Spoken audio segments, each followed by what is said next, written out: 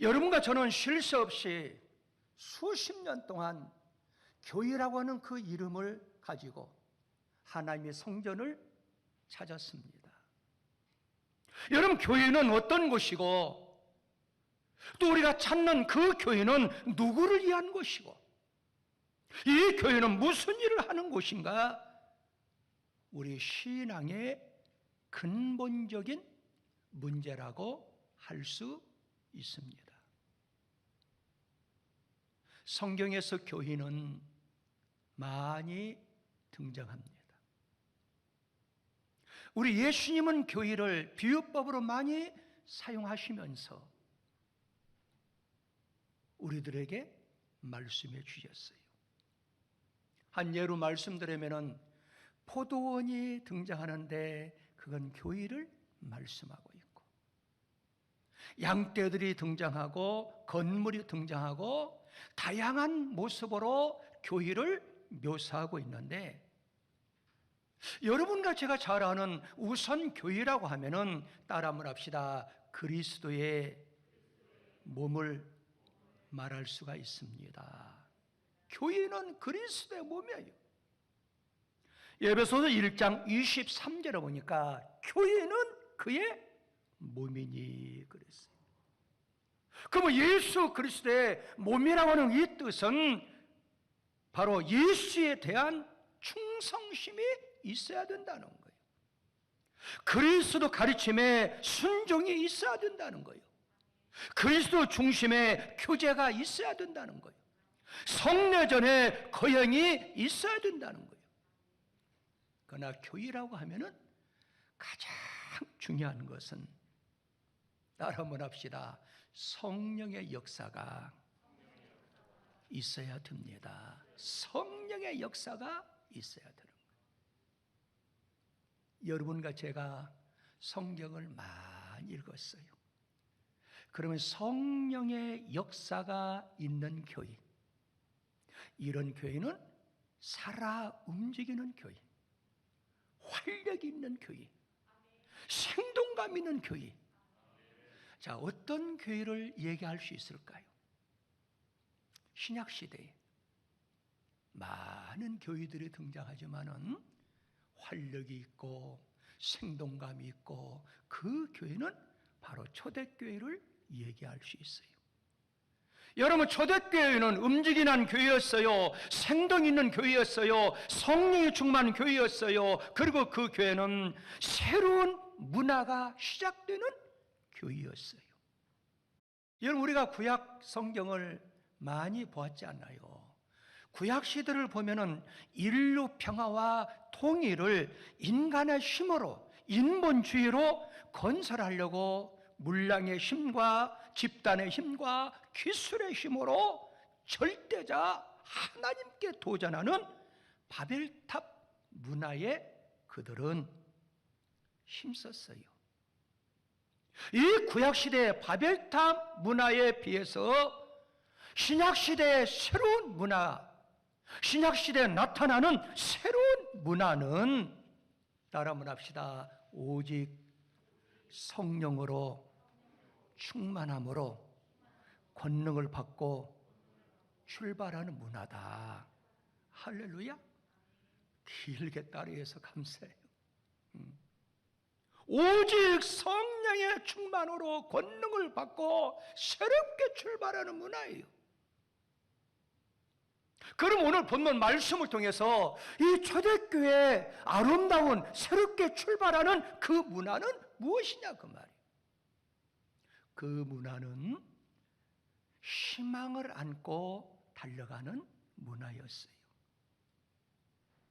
우리 기독교 문화는 과거를 쫓는, 구습을 쫓는 그런 문화가 아니에요. 우리 기독교 문화는 지는 해를 향해서 달려가는 문화가 아니에요. 우리 기독교 문화는 바로 찬란한, 그리고 밝아오는 아침 태양처럼 희망을 안고 달려가는 문화입니다. 여러분, 초대교회 역사를 가만히 묵상해 보세요. 그 당시에 로마가 지배를 하고 있었잖아요. 하나님을 믿는 사람들을 얼마나 많이 핍박했어요. 환난이었어요. 그들은 시련이었어요. 예.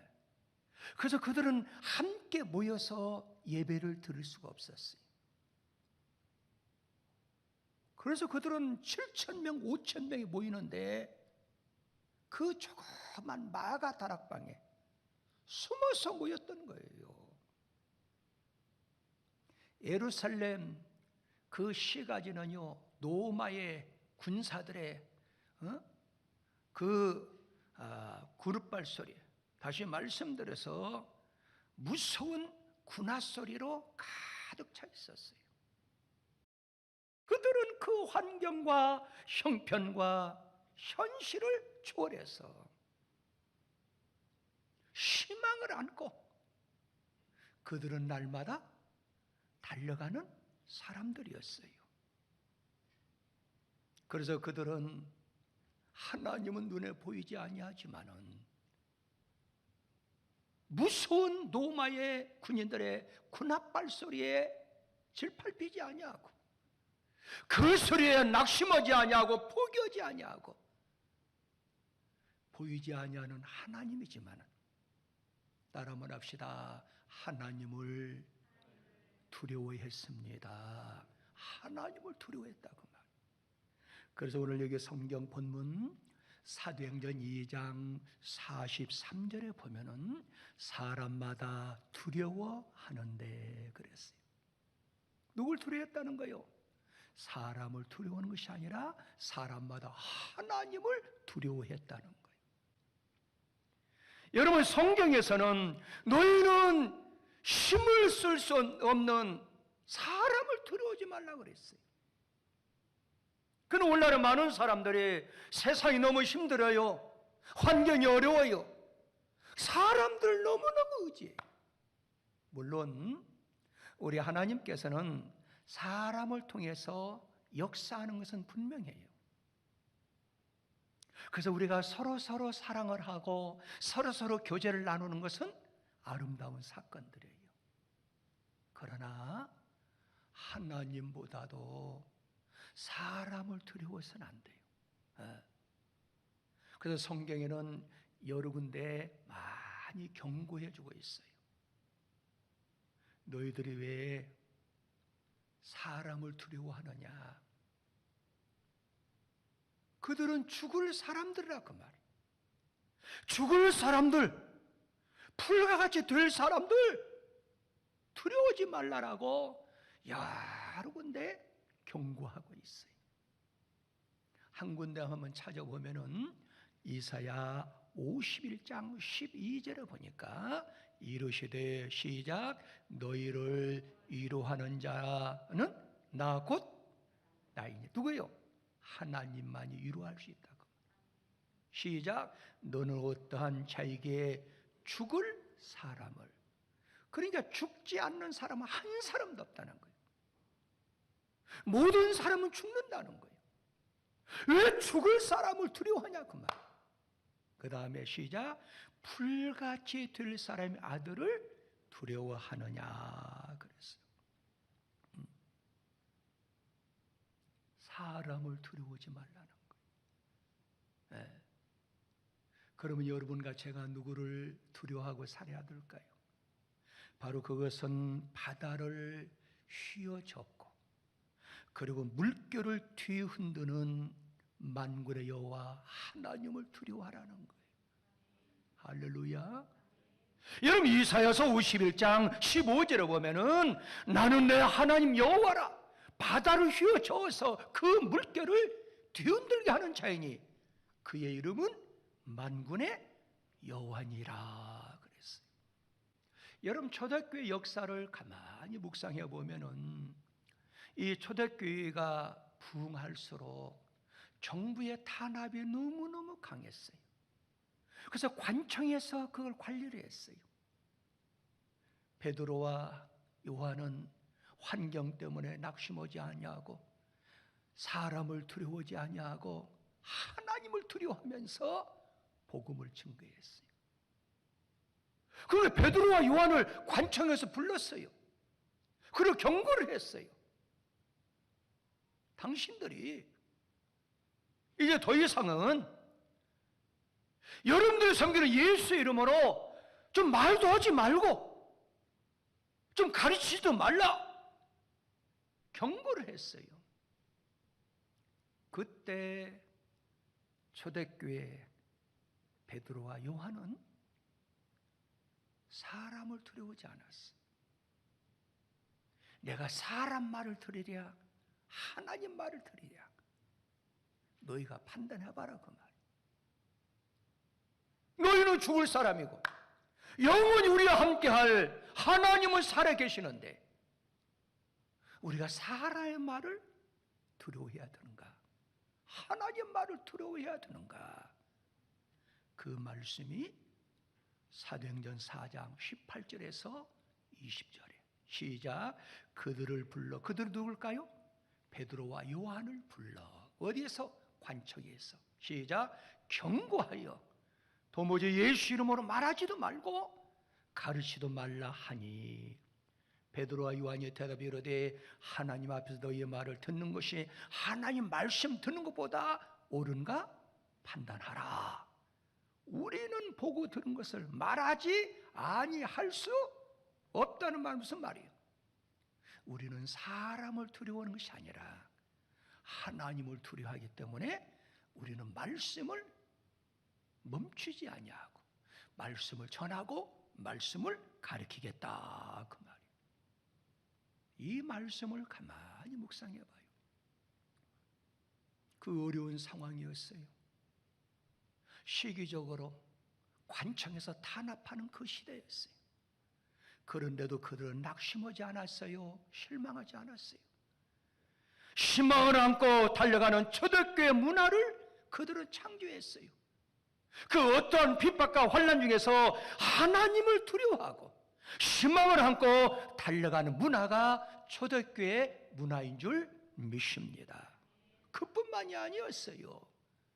초대교회 성도들은요, 공동체 문화, 다시 말씀드려서 함께하는 문화를 잘 이어갔어요. 그래서 오늘 성경 사도행전 2장 44절에 보면은 믿는 사람이 다 함께 있어 그랬어요. 함께 어울렸다고 말이에요. 어떤 사람만이? 하나님을 믿는 사람만이. 예수 그리스도를 예수 그리스도를 어떻게? 나의 왕으로, 나의 구원자로, 나의 생명으로 고백하는 사람들만이. 그들을 함께 모였다고 말이에요. 다시 말씀드려 초대교회 문화는 천국도 참으로 중요하게 여기지만은 현실에서 믿는 사람들이 성실하게 살아갈 것을 강조하고 있는 거예요. 그래서 우리 기독교 문화는 부모님을 잘 공경해야 돼요. 그래서 앞에다 뭐라 그랬어요? 주 안에서 부모를 공경하라. 그럼 이 땅에서 장수의 복을 얻을 수 있다고 말이에요. 자녀들도 마찬가지예요. 주 안에서 훈계를 하라는 거예요. 가르치라는 거예요. 이 말씀은 내세만 바라보지 말고 현실에도 충성하라는 거예요. 그렇다고 하면은 여러분과 제가 초대교회 그 문화를 잘 받아들여서 현실에도 우리가 충성하면서 서로 사랑을 나누고 따라 한번 합시다. 서로 함께하는 생활. 이거 뭐라 그래요? 공동체 생활을 잘 해야 되는 거예요. 특별히 교회 안에는 여러 층의 사람들이 모여요. 근데 여러분들이 보기에는 오랜 신앙생활 했기도 저 사람이 하나님의 사람으로 구원받았고 변화되었구나. 근데 아닐 수가 있어요. 의식주의로 빠져가지고 그리 행동할 뿐이지 심령에는 전혀 변화되지 않는 사람이 있을 수 있다고 말이에요. 이 말은 무슨 말이냐? 좀 죄송한 표현인데 교회 안에는 구원받은 사람도 많이 있지만은 구원받지 못한 사람도 많이 있다는 거예요. 그래서 교회 안에는 우리 주님 말씀했죠. 양도 있지만은 염소도 있고 알곡도 있지만은 쭉정이도 있다 그 말이에요.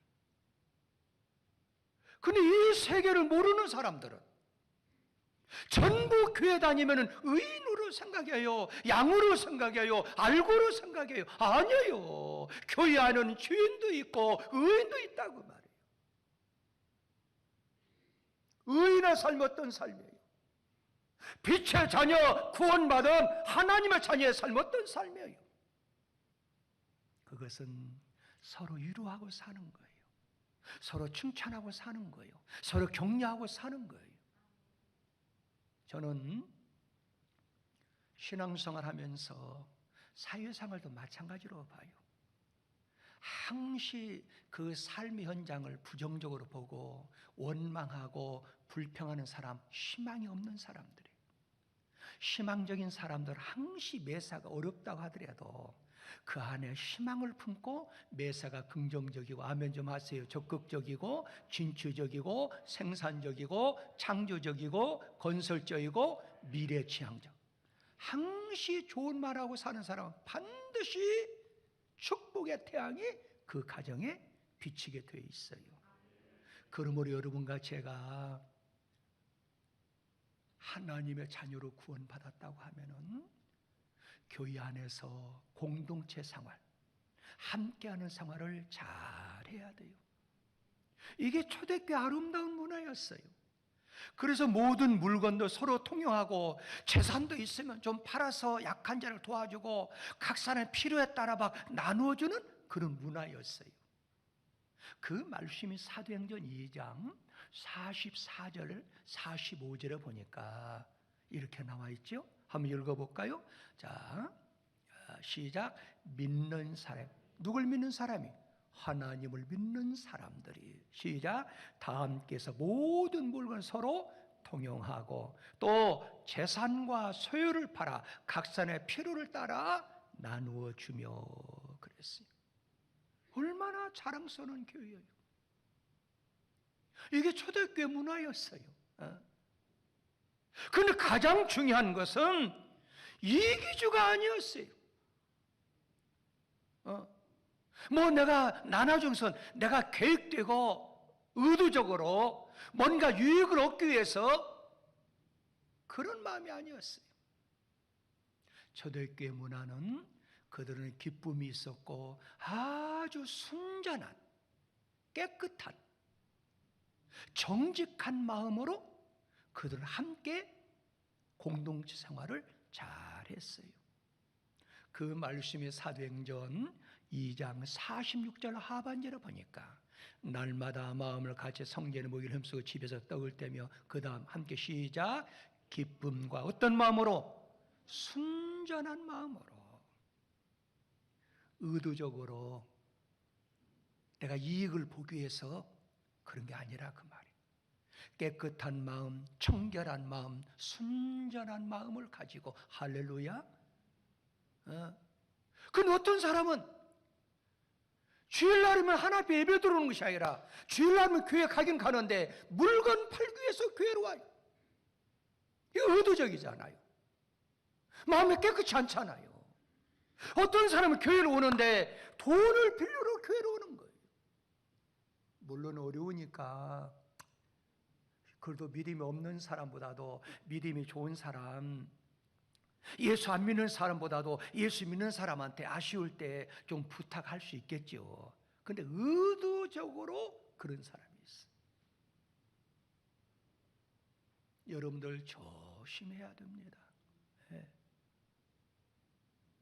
오늘 이 시대에는 기쁨과 순전한 마음, 깨끗한 마음, 진실한 마음, 정직한 마음으로 하나님을 섬겨야 되는데 현 사회는 물질 만능주의예요, 향락주의예요, 이기주의 등으로 순전한 마음이 점점점 사라져가고 있어요. 우리는 이 순전한 마음으로 초대교회 문화를 더더욱 발전시켰어. 여러분과 제가, 아니 우리 성산교회가 계승해 나가야 될 줄 믿습니다. 그래야 온 백성에게 칭찬을 받을 수 있어요. 칭송을 받으며 날마다 부흥하는 교회, 하나님이 역사하는 교회, 성령님이 임재하는 교회가 될 줄 믿습니다. 그러므로 사도행전 2장 47절에 보면은 하나님을 찬미하며 또 온 백성에게 뭘 받으니? 칭송을 받으니 그랬어요. 칭송을 받으니. 그래서 하반절에 주께서 구원받은 사람을 날마다 더하게 하신다 그랬어요. 우리 성산교회가 이 아름다운 초대교회 문화를 이어가는 교회가 되어야 될 줄 믿습니다. 그뿐만 아니라 초대교회 문화는 배우는 문화였어요. 그래서 의사 누가는 초대교회가 사도의 가르침을 잘 받은 교회로 소개하고 있어요. 그 말씀이 사도행전 2장 42절에 보면은 그들이 누구의 가르침을 받아? 사도의 가르침을 받아 그랬어요. 여러분들, 세상에서 가장 어리석은 사람, 가장 무식한 사람 어떤 사람인 줄 아세요? 일찍 배우기를 중단하는 사람이라 그 석양 격언에 그렇게 나와 있어요. 여러분들이 나이가 들어가더라도 치매를 방지할 수 있는 비결이 뭔 줄 아세요? 계속 배워야 돼. 계속 배워야 돼. 네. 그래서 우리의 성산교회는 열심으로 배우는 교회, 네. 열심으로 공부하는 교회가 돼야 돼요. 아멘 하는 것 보니까 안 배우려고 하는 것 같은데 배워야 돼요. 응? 여러분, 세상 지식도 일평생 배워도 끝이 없다고 하는데 하나님에 대한, 하늘나라에 대한 것을 배워도 끝이 있겠어요? 끝이 없어요. 그러므로 여러분과 제가 이 초대교회 성도들이 열심으로 배운 것처럼 여러분과 저도 열심으로 배워서 하나님의 영광을 드러내야 될 줄 믿습니다. 그럼 여러분과 저를 예수를 믿는 사람으로서, 하나님의 자녀로서 어떻게 살아가야 되겠어요? 따라 한번 합시다. 하나님의 입으로 나오는 말씀으로 살아가야 됩니다. 이건 제가 한 것이 아니에요. 우리의 구원자, 생명 되신 예수님이 직접 말씀했어요. 그 말씀 마태복음 4장 4절 말씀이에요. 예수께서 대답해 이르시되 기록되어 있어요. 사람이 떡으로만 살 것이 아니요, 시작, 하나님의 입으로부터 나오는 말씀으로 살 것이니라 그랬어요. 그런데 여러분, 말씀은 세 가지가 있어요. 육신이 말씀이 됐어요. 누구를 가리켜요? 예수를 가리키는 거예요. 두 번째는 어떤 거예요? 가르치는 말씀이 있어요. 가르치죠. 세 번째는 어떤 말씀? 선포되는 말씀이 있어요. 주의 종들이 강대에 선포되는 말씀이 있고, 또 가르치는 말씀이 있고, 또 육신이 말씀으로 오신 누구? 예수를 말씀하고 있어요. 이건 어떻게 됐든 간에 중요한 것은 이 세상 살아갈 육신으로 먹는 떡으로만 살 것이 아니라 생명의 말씀, 기적의 말씀, 축복의 말씀으로 여러분과 제가 살아가야 된다. 이건 우리 예수님께서 40일 금식한 이후에 그 절박한 상황 가운데서 인생들의 궁극적인 그 물음에 대답해 주시는 말씀이었어요. 하나님은 그의 말씀인 성경으로 우리에게 교훈해 주고 있습니다. 그러므로 여러분과 제가 초대교회 성도들 아름다운 모습처럼 하나님의 말씀을 사랑하고 성경 말씀을 열심으로 배워야 돼요. 그러므로 이 사랑하는 성도 여러분들은 초대교회 성도들의 그 아름다운 문화인 희망을 안고 달려가는 문화, 공동체 문화, 함께한 문화, 그리고 열심으로 배우는 문화, 우리가 이어받아서 하나님이 기뻐하시는 새로운 문화를 계속 창조해가는 그러한 축복의 주인공들이 다 되시길 예수 이름으로 축복합니다.